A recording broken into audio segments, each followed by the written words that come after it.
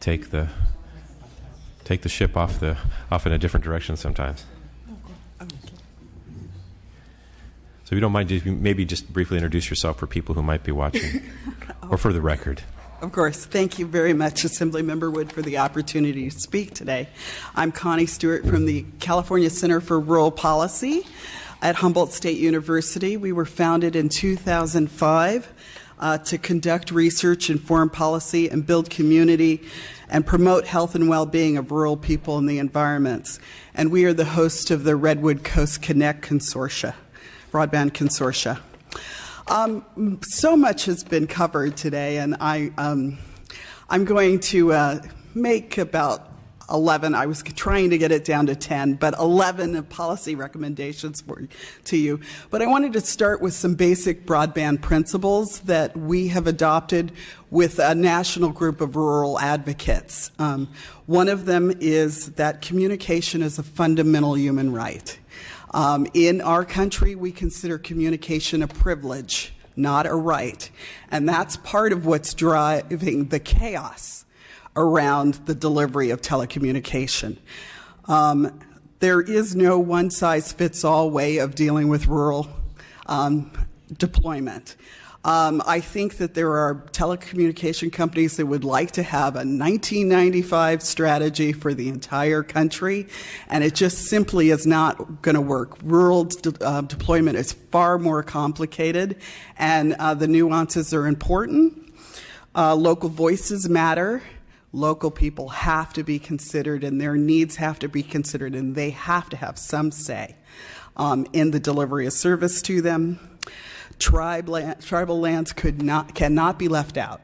They have been left out of every infrastructure build since the beginning of time. Historically, we've done a terrible job, and broadband gives us an opportunity to go clean up some of those messes. I could talk more on that, but I think Commissioner Sandoval did a great job. So possible policy just to consider.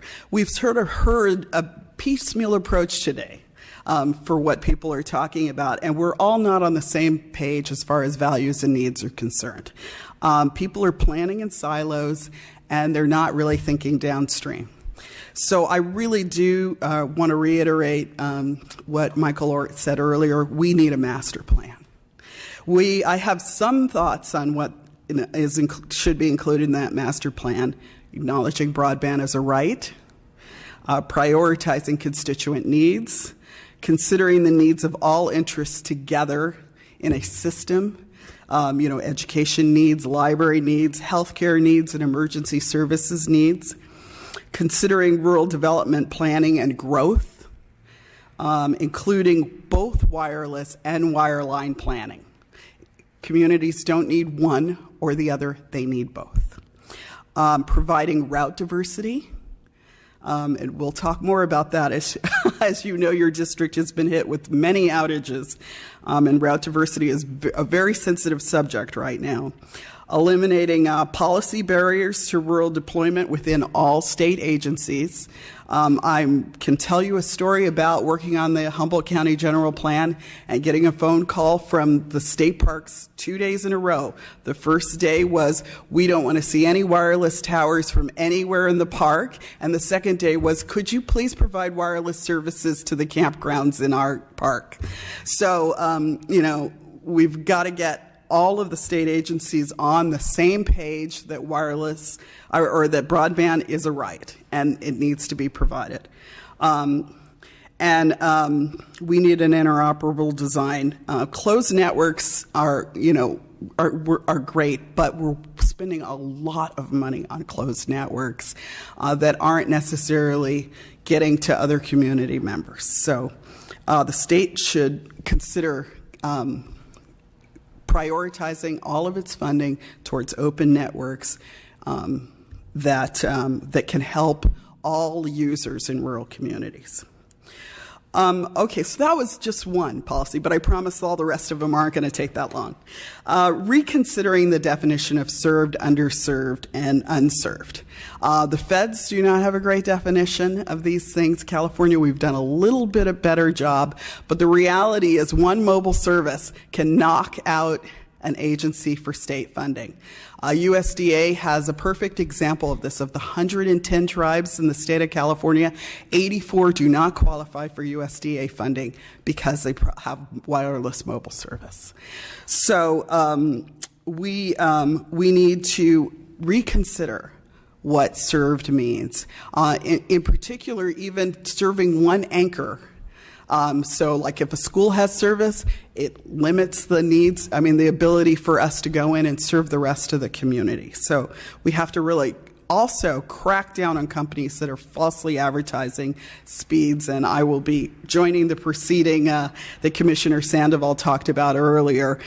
We have a problem where every time we plan a build, wireless companies say, oh, we're providing that speed, and the maps grow, and then we're in a position of proving that those communities don't have service. Just all they have to do is change their website, and it creates all sorts of problems for deployment.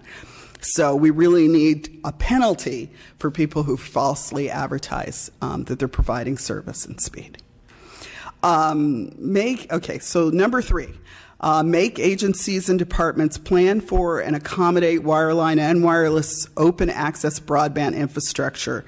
We've talked about Caltrans, and we can talk more, but there are many other state agencies that should be considering suitable locations for towers and right-of-way issues and access. And they should be thinking about, if they, what's going on right now is we go in and go, gee, can we use your facility? And then they hem and haw until we go away and find an easier facility to use.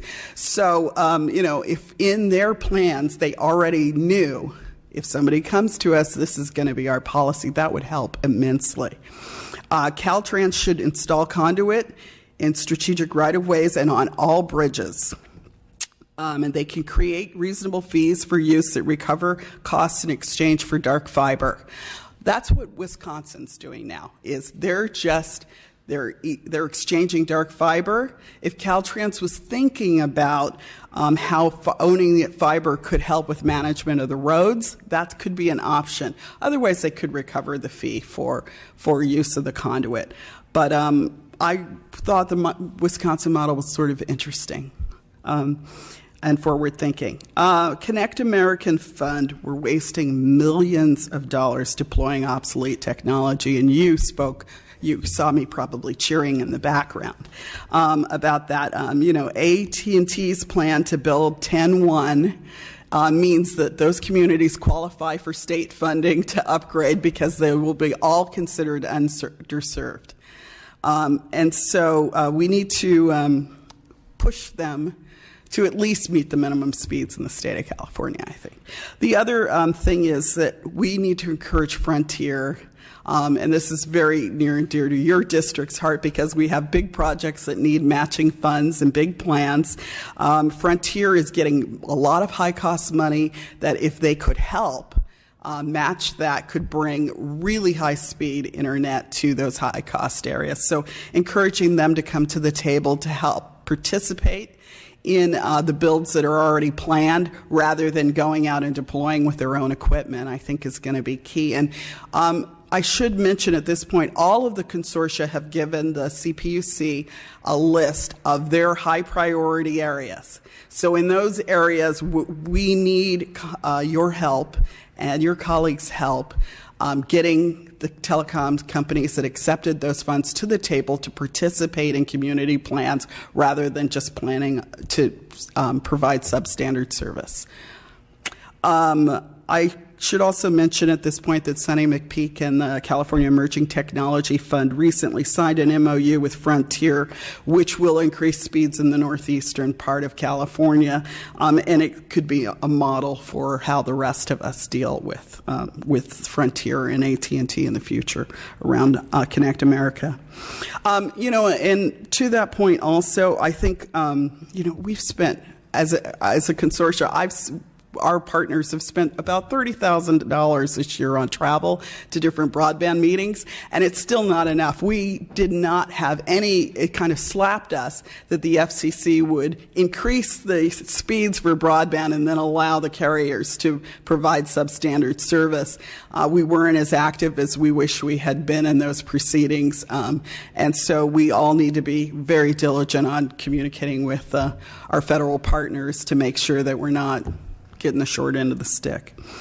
We need to gain the understanding of the relationship between broadband and economic opportunities in rural communities. I can't prove it yet. I'm working on it, but it seems that there's a direct relationship between poverty rates and access to broadband in rural communities. So the goals and the way we talk about deployment right now, we talk about households. And strategically, that's important because we do want access throughout the state, but we do not have an opportunity for funding for economic development. And we need to have a better understanding of that in the future and economic development needs. So, state agencies, number 7, I'm getting there here. Number 7, state agencies should only purchase services from telecommunications companies that have route diversity.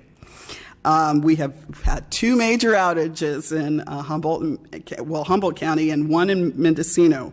There's one provider who has made a corporate decision not to purchase services to provide route diversity to that region. Without route diversity, fiber outages are causing problems from completely disabling core functions to time-consuming cost and delays. You know, the airport in Humboldt County has to find a phone that's not of that carrier and call to another airport and manually check in, ask them to manually check in people every time we have an outage. Healthcare lost $100,000 from that outage. The last outage was in the middle of retail holiday season. 911 services going down. But the saddest thing I wanted to share with you was a note I got from a constituent who her workplace had that carrier, she had that carrier, her mother collapsed, ended up in the hospital, her family could not contact her, and she did not make it into the hospital in time to say goodbye to her mother. So there are personal costs, there are financial costs, and this is just a corporate decision. One of the things we can do is make a marketing decision ourselves. We should not be contracting with companies that have an option to provide route diversity and choose not to. I think we're going to put an item on the agenda for the county to stop using them as a vendor until they either figure out how to do it for themselves or sign an interoperable agreement. Dig once policy, we've killed that today. Couldn't be more supportive of that. And then adding funding to the CASF fund. But also I wanted to mention eliminating the cap on the funding that the CPUC can collect every year. For that, that is going to limit the amount of funding that is in the funds soon. So we either have to eliminate that cap or alter it so that we can get more money for deployment now. We're hoping that AB 238 will do all of these things, and we thank Assemblymember Stone for his efforts to modify the bill. And then number 10, rural lives matter, and symmetrical services needed. 25.3 is great, but rural communities have something to say to the world too. And we know of many providers, and my colleague here will talk to you about many providers who cannot just live on 3. And so we really need to have a middle mile infrastructure that can provide the service needs to those communities. And Michael Ort talked about creation of that kind of a middle mile system. So last mile users can get the speeds that they need, and those last mile users who need symmetrical speeds don't have to have a complete rebuild in order to get them. And then lastly, the state should reconsider its own infrastructure investments to encourage rural deployment. For example, data centers. So every now and then we hear a new data center is being built in an urban area, and that's wonderful, but it's a lost opportunity. Commissioner Sandoval talked about the nexus between energy and broadband. Well, rural communities have low-cost green power, which could help meet some of the other state goals. So perhaps putting some data centers in those rural communities and dragging a fiber to them could help. And overall, I think the costs would balance out if you had a longer term of that. So I'm encouraging companies that are investing in just urban areas to spread out. So in closing, I'd like to thank you for the opportunity, and I'd also like to say that CCRP has collected broadband policies for every state. It's a big file, so it's the geek in the office who you probably want to have it, but we're happy to share it with you as well. No sense inventing the wheel when there's another another person who's already thought of legislation. Great, thank you very much. I'm curious. You mentioned developing a master plan. Mm-hmm. Where would we start, Connie? I think it's critical that we do that. I go back to our complete lack of coordination of anything around this. Where do we start? Do we as a legislature need to compel somebody to do that? I think that's what's going to need to happen. Honestly, I think so many of California problems, I feel like, come back to that lack of the overall system approach. And so, whether we're talking climate change or broadband or something, it seems like we need to step back and look at a longer-term view of the system. We're always just treading water here. So, and I think that the only way it's going to happen is if it's mandated. Yeah. Okay. Thank you. Thank you very much. Mr. Fox, good to see you again. Good to see you. Dr. Wood, thank you for convening this meeting on this really important topic. I'd note just on the last point that a good place to look might be at the National Broadband Plan, which really laid the seeds for many innovations that have occurred subsequently. A lot of topics have been covered in this meeting. And so I want to touch on 3 points and then 3 areas of sort of common policy and funding activity. But as a preface, I'd note that we have sort of a secret sauce here in California. Everybody who's been up here today on these panels, we all work together. We all show up for these panels. We all collaborate across private sector, not-for-profit, and public sector. So we have a degree of collaboration and understanding of each other's worlds that I think is sort of second to none in California. First point I'd like to make is that this is all about fiber. The physical substrate for all of our work is fiber, and while I would agree that no single solution is attractive for a community, fiber is necessary for WiMAX, fiber is necessary for mobile.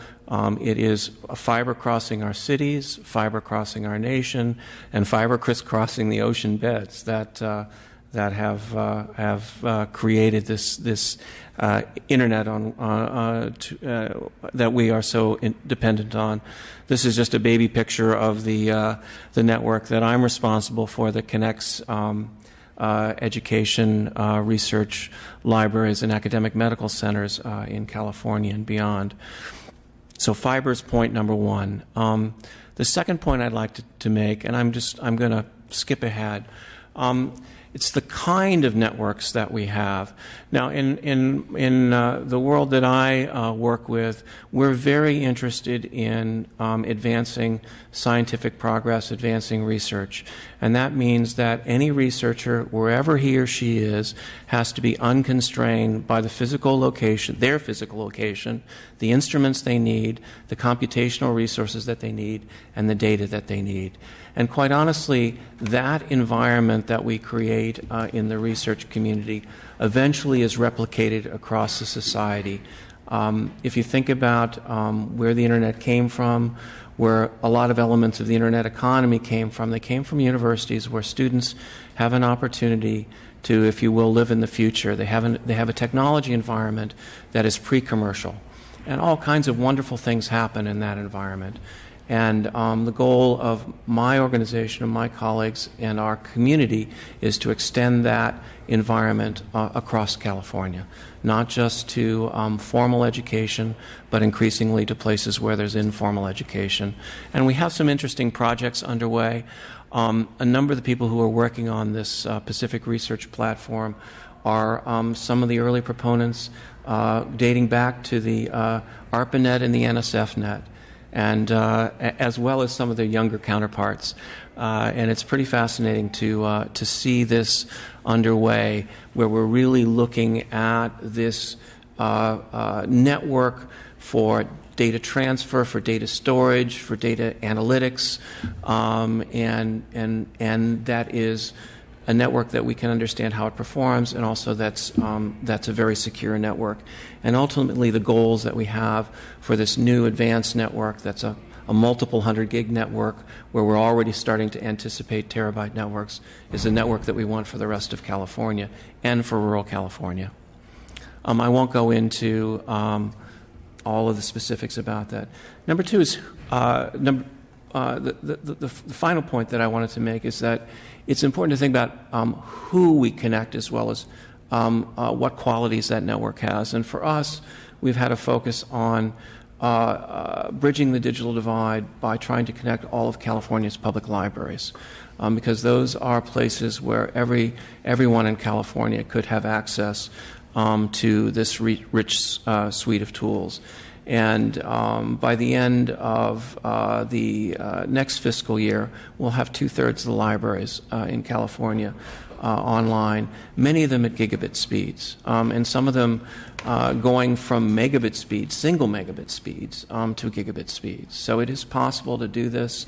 It takes a concerted effort, and it takes partnerships across governmental, private sector, and not-for-profit spaces. Let me move to the final set of strategies. I'd like to suggest 3 areas for future work. One is around regional aggregation strategies. I think we need to come up with a way, going back to what Connie said, is to think about how we pull all of these disparate pieces together. There are different needs for networks. The need that we have for a research and education network to be purpose-built for that community is a very specific one. But that doesn't mean that we couldn't collaborate with partners, across many other societal segments.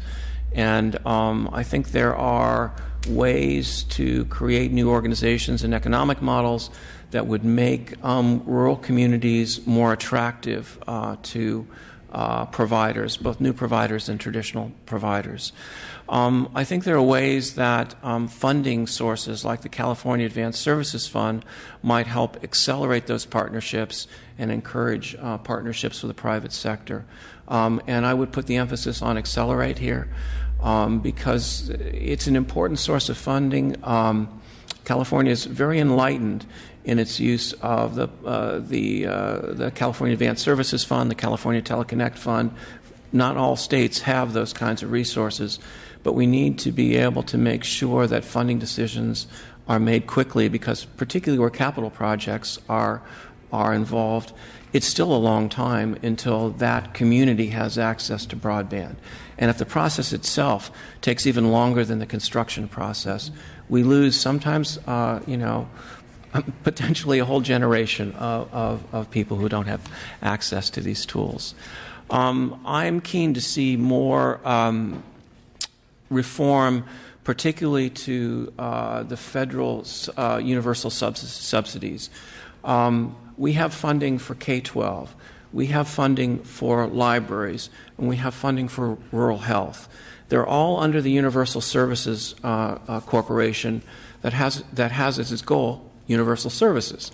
But each is in its own silo, each with its own set of rules. And I think California, in partnership with some other states, might be able to force a look and some changes in those rules that would really create an environment where there was collaboration across the sectors. We do it now, but we do it in spite of, not because of. Second, new partnerships have been alluded to. We have lots of infrastructures that have significant overlap, whether it's transportation, agriculture, or energy. Someone alluded to the California high-speed rail. There's an opportunity to do a fiber implementation second to none in the world. Robert was talking about the opportunities in agriculture where broadband is necessary for contemporary agriculture.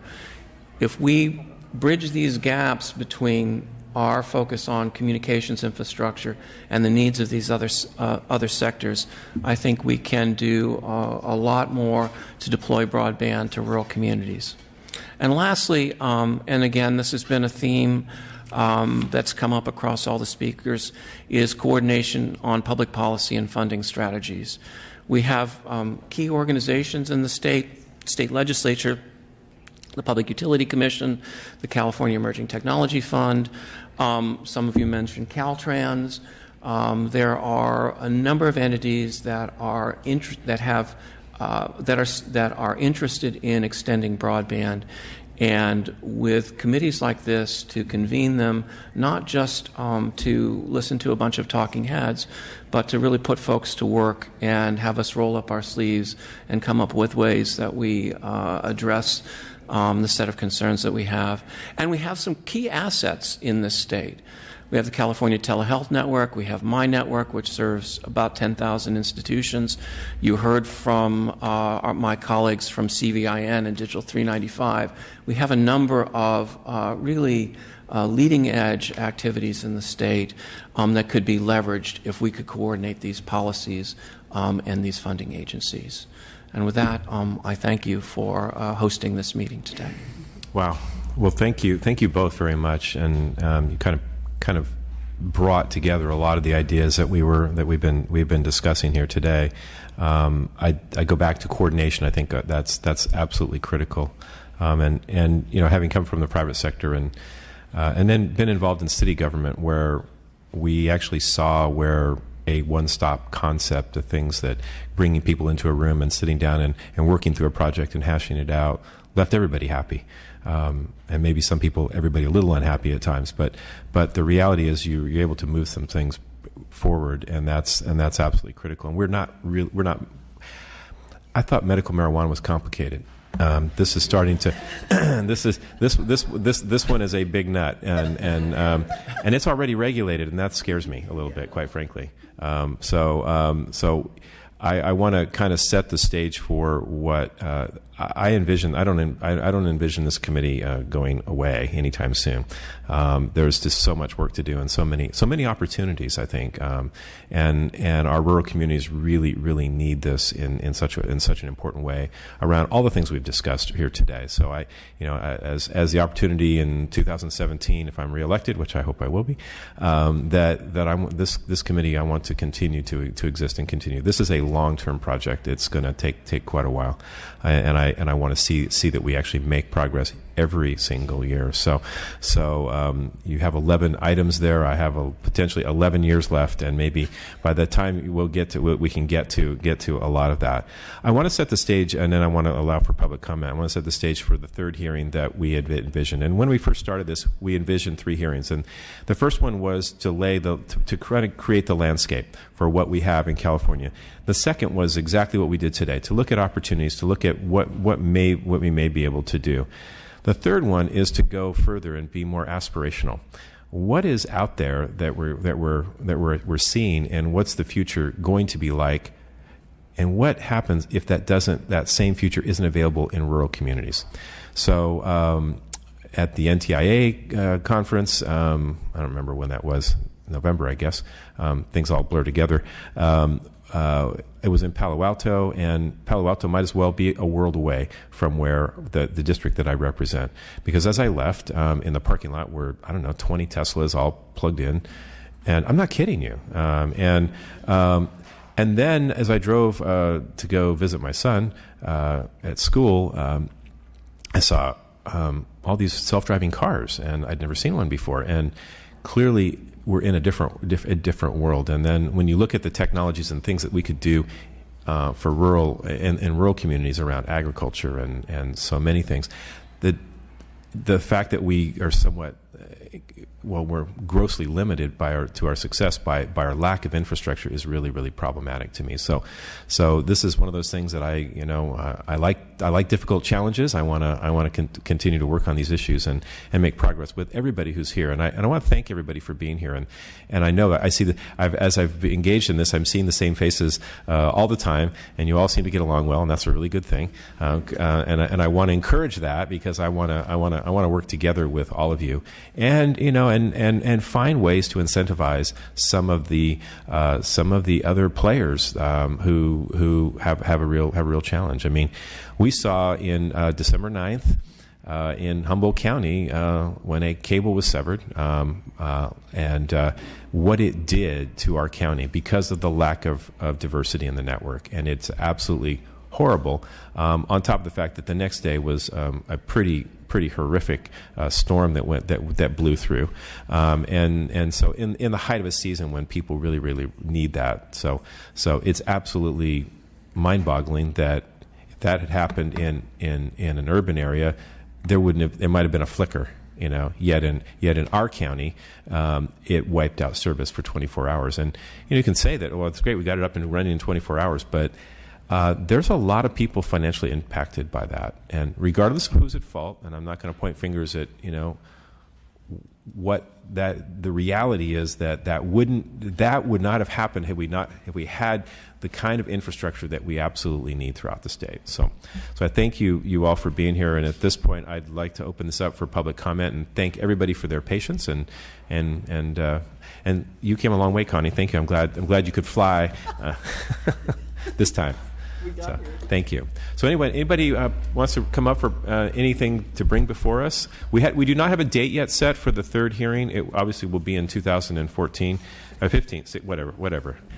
We're going backwards in time. No, it'll be next year sometime, and we will have at a time when we will have hopefully more participation from other members. But anybody who has any public comment, please feel free to come forward. And seeing none at this point, we will go ahead and adjourn the meeting. And thank you very much. Really appreciate it.